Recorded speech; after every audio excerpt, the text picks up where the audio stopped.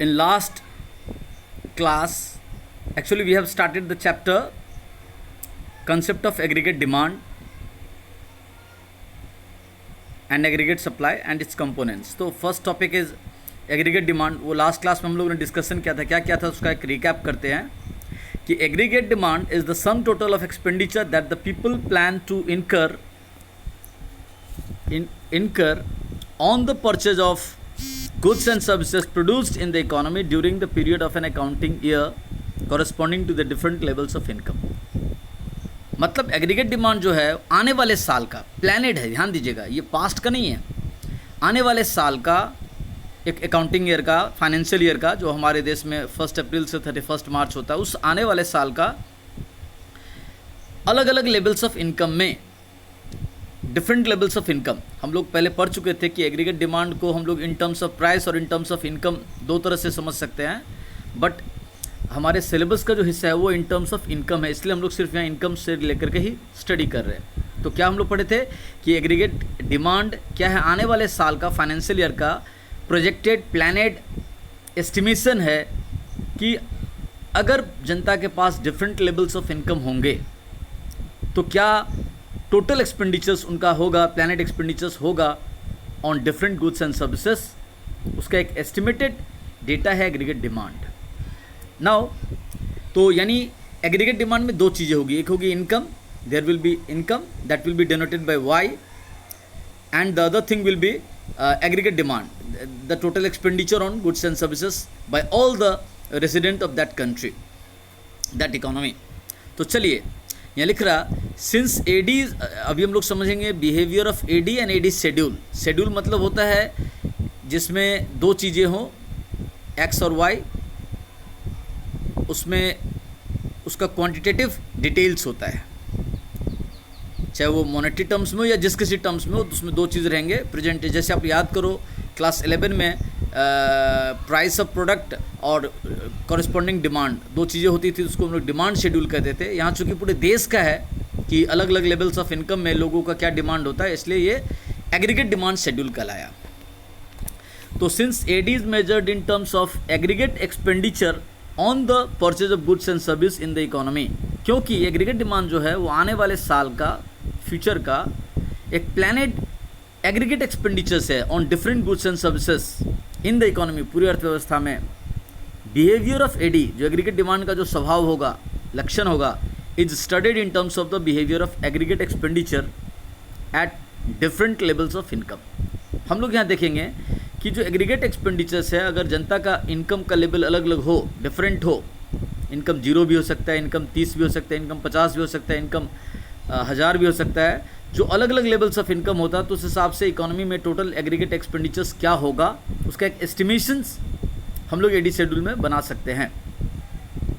दस behaviour of AD means how aggregate expenditure response to different levels of Y in the economy. यहाँ Y का मतलब हो गया इनकम, और ए एग्रीगेट एक्सपेंडिचर, जिसको हम लोग एग्रीगेट डिमांड भी कह सकते हैं. यानी ये कहना चाह रहा है दस बिहेवियर ऑफ एडी, एडी का जो स्वभाव होगा, हाउ एग्रीगेट एक्सपेंडिचर्स रिस्पॉन्स, कैसे लोगों के कुल खर्च एग्रीगेट डिमांड में चेंजेज आते हैं to different levels of Y, अगर उनका इनकम लेवल्स अलग अलग होता है इन द इकोनॉमी, पूरे इकोनॉमी में.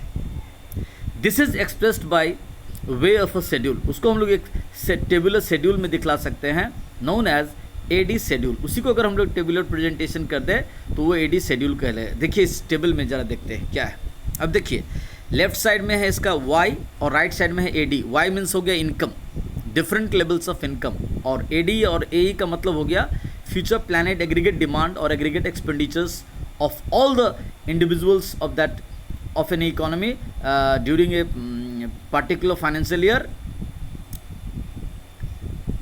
The planned expenditure, that is not the actual expenditures.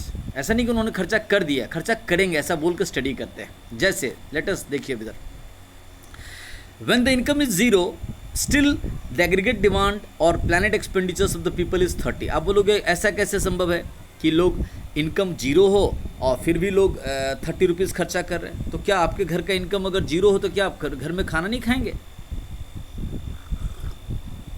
हाँ, अब समझिए, यानी अगर लोगों के पास इनकम जीरो फिर भी इकोनॉमी में कुछ ना कुछ एक्सपेंडिचर्स, कुछ ना कुछ खर्चा लोग करते हैं। कैसे करते हैं? उस समय उनका इनकम जीरो या नेगेटिव हो, लेकिन वो कर्जा लेकर के जैसे कि जिस किसी तरह से हो वो एक्सपेंडिचर्स करते हैं। इसको एक तरह से ऑटोनमस एक्सपेंडिचर्स कहा जाता है। बाद में आपको कहीं बताया गया होगा, ऑटोनमस एक्सपेंडिचर्स वो एक्सपेंडिचर्स होता है even if the income is zero, the people are spending some amount on different goods and services to fulfill their basic needs, तो that is called autonomous expenditure, याद रखिएगा। तो यहाँ इनकम जीरो है फिर भी अगर एक्सपेंडिचर्स 30 है इकोनॉमी में होगा तो that 30 is the autonomous expenditures. याद रखेंगे व्हाट इज ऑटोनमस एक्सपेंडिचर और autonomous aggregate demand. Even if the income is zero and if there is aggregate demand, that demand is autonomous expenditures. Okay, तो जब zero income था तो भी 30 खर्चा लोग टोटल कर रहे थे। जब इनकम बढ़ के 20 हुआ पूरे इकोनॉमी में, जीरो से 20 हुआ, तो टोटल एक्सपेंडिचर्स, एग्रीगेट एक्सपेंडिचर्स लोग करेंगे 35। अब यहाँ देखिए इनकम 20 से बढ़ा बट एग्रीगेट एक्सपेंडिचर्स 35 ही हुआ, तो 30 से एक्स्ट्रा कितना बढ़ा? 5। ऐसा क्यों हुआ? क्योंकि बढ़े हुए इनकम में से कुछ हिस्सा लोग पुराने ड्यूज़ को सधाने में क्लियर किए, कर्जा को कम किए होंगे। इसीलिए बढ़ा हुआ इनकम का सारा ऐसा नहीं है कि 30 तो ऑलरेडी खा ही रहे थे और 20 इनकम हुआ तो 50 खाने लगे, ऐसा नहीं किया। कुछ पैसा पुराने ड्यूज़ को रिफंड किया होगा, इसीलिए ये कह सकते हैं सेविंग क्या होगा। तो जब इनकम 20 से बढ़ा तो क्या कहते हैं, एग्रीगेट एक्सपेंडिचर या एग्रीगेट डिमांड तो सिर्फ 5 से बढ़ा, 30 से 35 तो 5 बढ़ा ना। Okay, now let us see that income has risen from 20 to 40 and again the aggregate demand or aggregate expenditure is also 40, but previously when the income was 20, the aggregate demand when the income was 20, the aggregate demand was 35.